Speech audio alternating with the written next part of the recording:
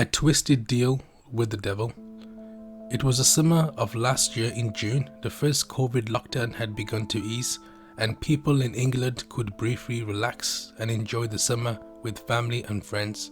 However, this would be overshadowed by the tragic and brutal murders of two sisters, Bibaa Henry, 46, and her half-sister Nicole Smallman, 27, who were out celebrating Bibaa's birthday at Frid Country Park in Wembley of northwest London. The sisters had been with friends in the park until the early hours of the morning of Saturday the 6th of June. By this time all the friends had gone home. Both the sisters Bibaa and Nicole continued celebrating and had lit fairy lights and were dancing to music, reluctant to go home. They took photographs and enjoyed themselves. However, unknown to them, they were not alone in the park. Their bodies would not be found until 1 p.m. on Sunday by their mother's boyfriend, as they had been reported missing on Saturday.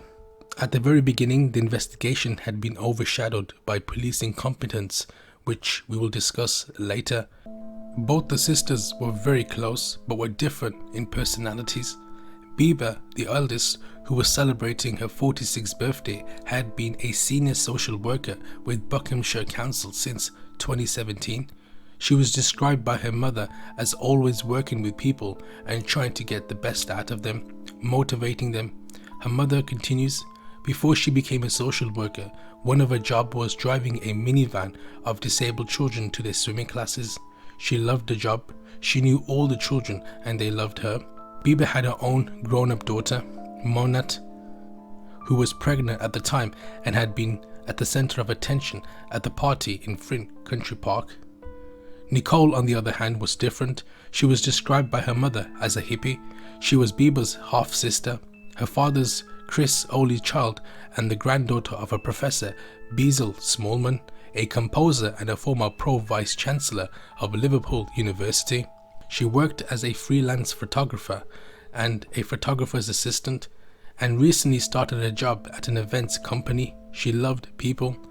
She even sang at her local church group meetings along with her mother. On the Friday the 5th of June, the pair had been seen going in a nearby co-op to do some shopping at around 7:30 p.m. in the evening.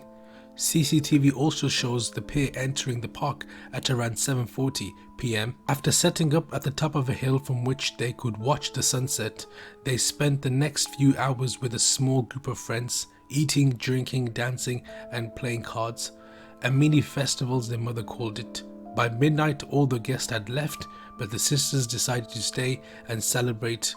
However, on the same night, Danyal Hussein, 18, was also looking for victims to kill. He had approached the sisters after 1:30 a.m. But Hussein, this was the evening he would begin to fulfill his contract with the devil, in the hopes that he would receive a 321 million Mega Millions Super Jackpot lottery and that he would not be arrested for his crimes. Before the attack, he collected a balaclava and 2 shovels from an Amazon locker on Edgware Road in central London.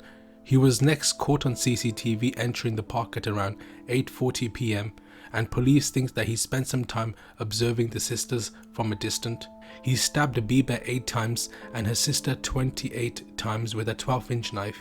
He hid their bodies in an undergrowth where they would not be found until Sunday at 1 p.m. It is suggested that Bibaa was attacked first and then Nicole, who attempted to fight him off, was also stabbed later. He only left the park at around 4 o'clock in the morning, having removed his blood-stained trousers, but his pact with the devil had already failed. In the course of the attack, he sustained a knife cut to his right hand, which would be used as evidence against him in the court. The following day, he sought hospital treatment, saying he had been injured in a mugging. The DNA evidence provided by his wound would prove crucial. As suggested, his victims were not reported missing to the police until 9 p.m. on Saturday. 17 hours later, at lunchtime on Sunday, their bodies would be found. Mr. Stone broke down in court as he described the moment he discovered their bodies, intertwined in the hedge while he was on the phone to the police. The slowness of the police response is now the subject of an investigation by the Independent Office for Police Conduct. 2 officers, PC Dennis Jeffer and PC Jamie Lewis, have already been charged with misconduct in public office after apparently taking selfies with the bodies last year and sharing them on WhatsApp group.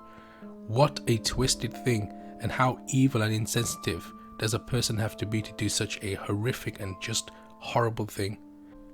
Hussein, who was of Iraqi Kurdish heritage, was an awkward teenager diagnosed as on the autistic spectrum, but with no sign of mental illness that could present a danger to others or himself. But he had become obsessed by the age of 15 with Satanism, neo-Nazi ideology, rape and murder. Hussein had attended Thomas Tillis School in Kidbrooke, South London, where he was reported to the government's Prevent De-Radicalisation programme in October of 2017. 7 months later, in May 2018, he was discharged from the Channel process with no outstanding concerns at the time with respect to violent extremism or terrorism, according to a Home Office statement. When Hussein was arrested at Taser Point at his mother's home in Eltham on July 1st, it was apparent to officers that the killer had an injury to his hand. Detectives then found a note handwritten on green paper hidden inside a TV unit in his bedroom. Danyal Hussein, whose family's home was in Blackheath on the other side of London, was staying at his grandmother's home close to the park. He had brought a set of knives at an Asda store. A black stained blanket cushions were found in a council tips that would be used as evidence and was a direct match. In 3 weeks between the murders and his arrest, Hussein had spent £144 and 88 pence on 31 different lottery tickets online and foreign lotteries that he spent. He played his first Lotto Million games in less than 24 hours after the killing. Hussein refused to give the police his computer password, but they were able to recover material that suggested he had surfed the dark web and was talking to like-minded people about satanic spells. Another note setting out a spell in which he asked for a named girl in his class at the school to fall deeply in love with him. Other spells found in folders asked for him to be made sexually attractive to women and increase his fertility. Hussein is due to be sentenced on the 22nd of September of this year. This has truly been a horrific case that a mother has lost 2 of her daughters on the same night. No parents want to go through something like that. The fact that Nicole Smallman has been carrying herself in this trial with such dignity is a testimony to her character. My condolences go out to the family, and hopefully there's some justice done in September. Thank you for listening,